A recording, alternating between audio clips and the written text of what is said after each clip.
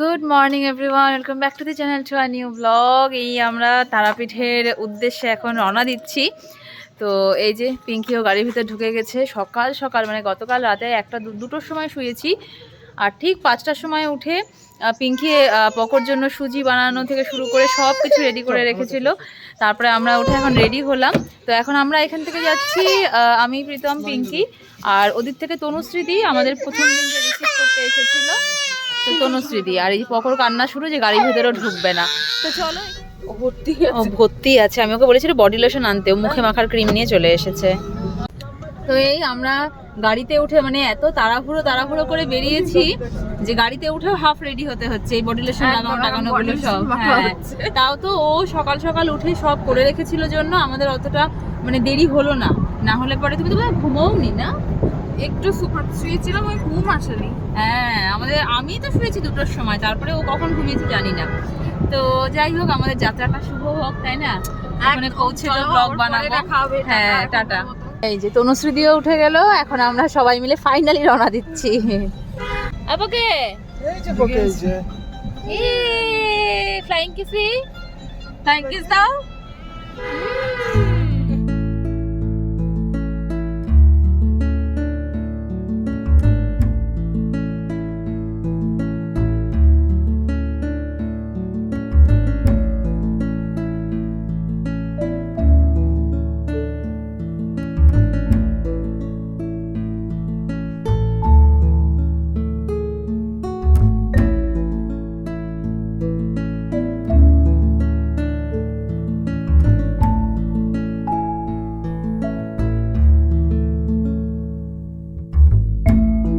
বমির problem, pharmacy পাচ্ছি না। এই মাঝ রাস্তায় নেমে এখন নিলাম কিছু চকলেট।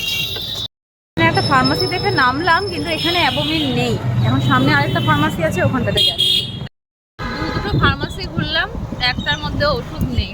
আমার জন্য সবাইকে সাফার করতে হচ্ছে, বারবার করে দাঁড়াতে হচ্ছে। হজমোলা, আজওয়াইন এগুলোই খাওয়া হচ্ছে। তাও আমাকে কোনো কিছু বাদ মানছে না। জানি না কতক্ষণ সুস্থ থাকবো। সুস্থ আছি এখন অবধি, তাই ব্লগটা বানিয়ে নিলাম। সামনে আরেকটা দেখলাম মেড প্লাস, এটাতে গিয়ে দেখি যদি ফাইনালি এটাতে পাওয়া যায়। তো এখানে এসে দেখছি এখন এটাও তালা দেওয়া, লক করা। তো আসলে যে কি প্রবলেম জাস্ট বলে বোঝানোর নয়। মানে এখন আমার মনে হচ্ছে আমি যে বাইরে দাঁড়িয়ে আছি, এই যে ডিলে হচ্ছে, এটাই আমার জন্য সব থেকে ভালো। কারণ যত তাড়াতাড়ি আর কি সব কাজগুলো হয়ে যাবে, আমাকে আবার গাড়িতে গিয়ে উঠতে হবে। তাই এই যে দরজাটা লক আছে, এটাই আমার শান্তি মনে হচ্ছে যে দরজাটা লক আছে। প্রীতম চলে এসেছে এখানটাতে পকোকে নিয়ে। মেডি প্লাসের তো এখন অবধি দোকান খুললোই না। অপোজিটে এই দোকানটা এখনই খুললো জাস্ট। প্রীতম গেল ওখানে ওষুধ আনতে। আর পকলে এখন বলছে রোড ক্রস করে যাবে না, পকলে হবে না। তার উপরে একটা সুন্দর মন্দির দেখছি যেতে। এটা কি মন্দির বাইরে থেকে লেখা নেই, কিন্তু মন্দিরটা খুব সুন্দর। এই গাড়িতে ওঠার পর থেকে আমার একটা প্রবলেম, সেটা নিয়ে এতক্ষণ টেনশনে ছিলাম। ওষুধটা খাওয়ার পরে এখন একটু বেটার। আর এই যে এখন প্রায় আরও 60 কিলোমিটারের মতন বাকি আছে। মাঝ রাস্তায় এসে এবার প্রিয়ানের শুরু হলো বমি। তো এখন আমরা একটু নিচে নেমেছি, একটু হাঁটাহাঁটি করি, ওকে একটু ঘোরাই, তারপরে আবার গাড়িতে উঠবো। আসলে এতটা সময় হয়ে গেছে, সেই 7টায় উঠেছি, এখন 10টা বাজে। 3 ঘন্টা টানা আমরা গাড়ির ভেতরে।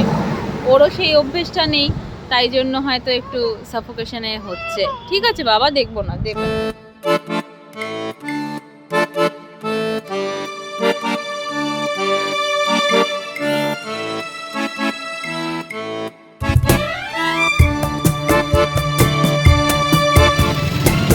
দীর্ঘ অপেক্ষার অবসান।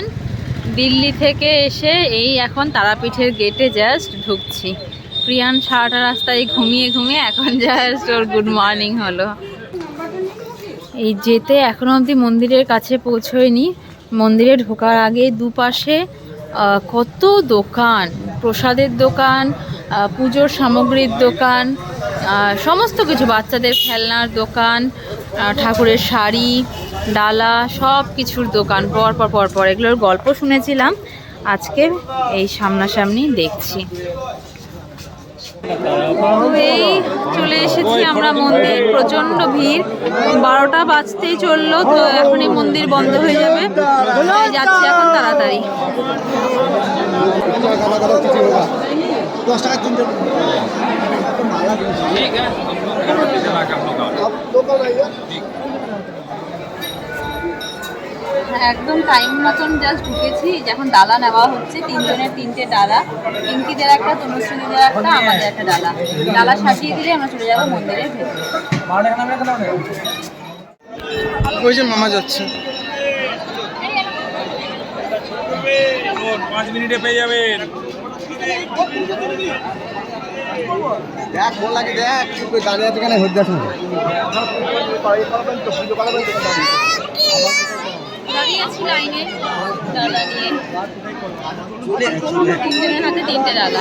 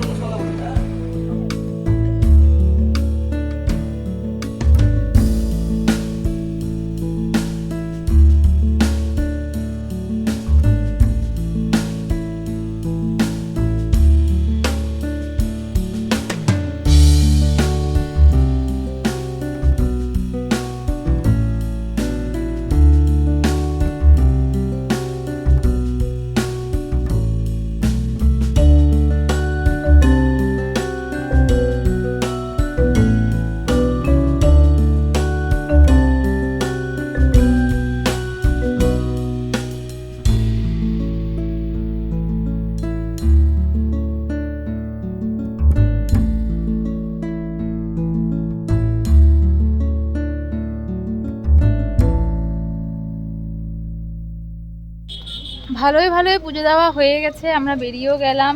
গেট বন্ধ হওয়ার আগেই আমরা ঢুকে পড়েছিলাম, নাহলে পরে 12টার সময় পুরো গেট বন্ধ হয়ে যেত। আর এখন পকোকে নিয়ে আমি চলে এসেছি গাড়ির সামনে, ওরা এখনও একটু প্রসাদ নিচ্ছে। আর ভীষণ কান্নাকাটি করছিল, ওর প্রচণ্ড খিদেও পেয়ে গেছিলো, যেহেতু সেই সকাল 6টার সময় খেয়েছে। তারপরে গাড়িতে বমি টমি করেছে জন্য আর কিছু খাওয়াইও নি, আর ঘুমিয়েও ছিল। এখন একটু পিঙ্কি যে সুজি করে এনেছিল, পিঙ্কি আবার সুজির মধ্যে সেমাই, কলা, দুধ সব দিয়ে কি দারুণ বানিয়েছি, কিন্তু ওটাও খাবে না, এখন ভাতু ভাতু করে যাচ্ছে, মানে ভাত খাবে। তো প্রীতমরা আসুক সবাই মিলে, তারপরে এখান থেকে দেখি কিছু একটা খাওয়া দাওয়া করে তারপরে আমরা আবার পুরুলিয়ার জন্য রওনা দেব। না বাবা, পিপি চলে এসেছে। ওই বাবা, পুকুর খেলনা চলে এসেছে, দেখ এলিফ্যান্ট। এই তুমি সুজি খেলনা দেখেছে, ব্যাস এখনই ওর লাগবে। আমি ভাবলাম কিছু কিনবো, কিন্তু এমন কান্নাকাটি, আমি তো এই আদিত্যদার সাথে চলে আসলাম আগে আগে, ওরা তখনও পেছনে। তো যাই হোক, আমি আনতে পারিনি, পিপি তো ঠিক নিয়ে এসছে। হ্যালো বাবা, খুব ভালো। দেখ, এক মোটা হাতি, এক ছোটা হাতি, এক পার্পল হাতি। এতক্ষণে ছেলের মুখে একটু হাসি ফুটেছে। তারাপীঠ থেকে একটু বাইরের দিকে এসে এখানে এই যে মেহেকে পাঞ্জাব, এখানটাতে আমরা আসলাম। একটু কিছু খাওয়া দাওয়া করব, কারণ সবারই খিদে পেয়ে গেছে। তো এই পাশাপাশি দুটো রেস্টুরেন্ট, তো এখানটাতে এসে বসেছে।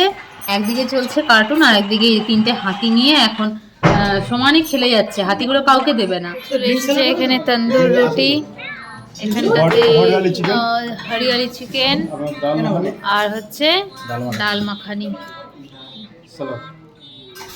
আর হচ্ছে এই চলে এসেছে কড়াই পনির। সবার মোটামুটি প্রথম ডিশগুলো খাওয়া হয়ে গেছে।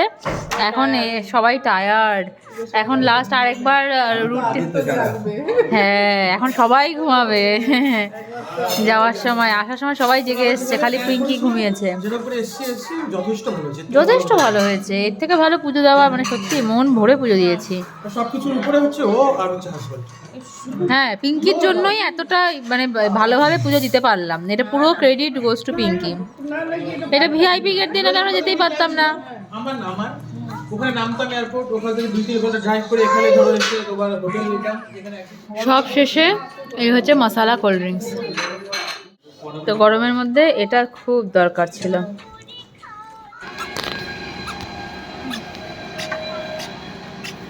খাওয়া দাওয়া করে জাস্ট বাইরে বেরোলাম, এত সুন্দর। আমি ওপাশটা দেখিনি, ওপাশটাতে পুরো ধানের গাছ, পুরো ধান গাছ তোলাও হয়েছে ধান।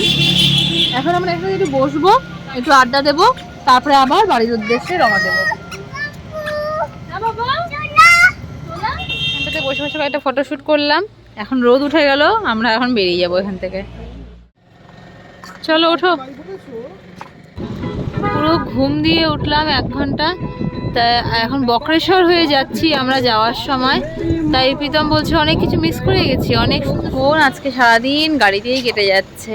চোখ মুখের অবস্থা ভীষণ খারাপ। সেই সকাল 7টায় বেরিয়েছি, এখন বাজছে প্রায় 6টা বাজে না গো, 6টা বাজে না 5টা বাজে।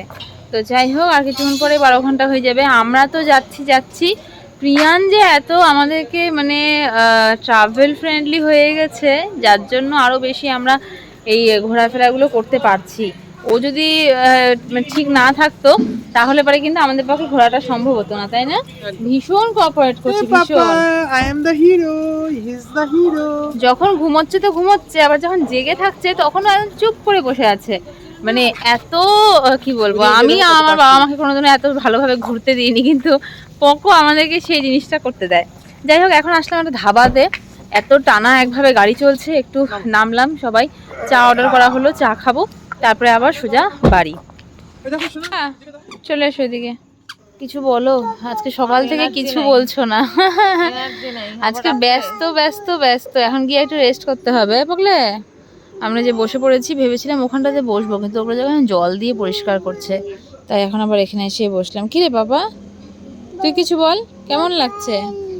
মোবাইল তো হবে না, তুমি কিছু বলো, কেমন লাগছে তোমার? ঠিক আছে, বসে থাক তুই।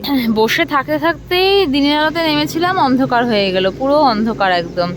তো এখন এই যে আমাদের চা আস্তে আস্তে, হ্যাঁ এনার্জি শেষ। এখন এই যে সুজিটা এখন আবার বের করলাম, পকো তো তখন রুটি খেয়েছিল, এখন একটু সুজিটা খাওয়াই। এখন চলে এসেছে আমাদের চা, আর এই জ্বালিয়ে দিয়েছে চারিদিকে লাইট, বেশ ভালো লাগছে। প্রিয়ানকে খাওয়ালাম, প্রিয়ান একটু বমিও করলো, বেশি খাওয়া হয়ে গেছিলো হয়তো, কিন্তু পিপির রান্না এতটাই টেস্টি, বেশি খাওয়া হয়েছে তাও খেয়েছে। তো এই চাটা শেষ করেই আমরা বেরিয়ে পড়বো, কারণ এখানে ঠান্ডা ঠান্ডা পড়াও শুরু হয়ে গেছে, আর ওদিকে ট্রাফিকও শুরু হয়ে যাবে।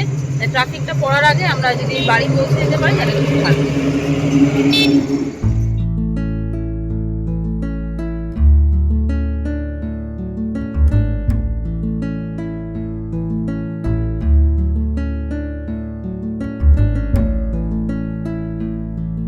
এই জাস্ট ঢুকলাম আমরা ঘরে, টাইগার এসেই এই যে পকোর কাছে চলে গেছে।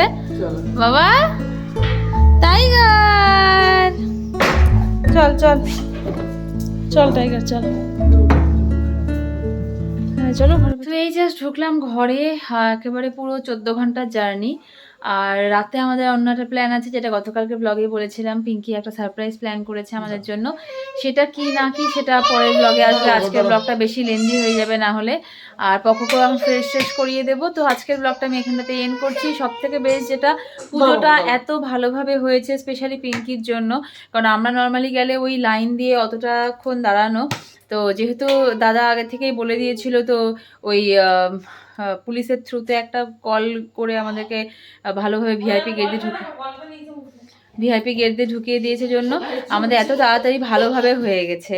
তো যাই হোক, পুজোটা অনেক দিনের মানুষ ছিল, ওটা হলো, এখন শান্তি। তো চলো, কালকে দেখা হচ্ছে আবার নতুন একটা ব্লগের সঙ্গে, নতুন একটা দিনের সঙ্গে। Till then tata.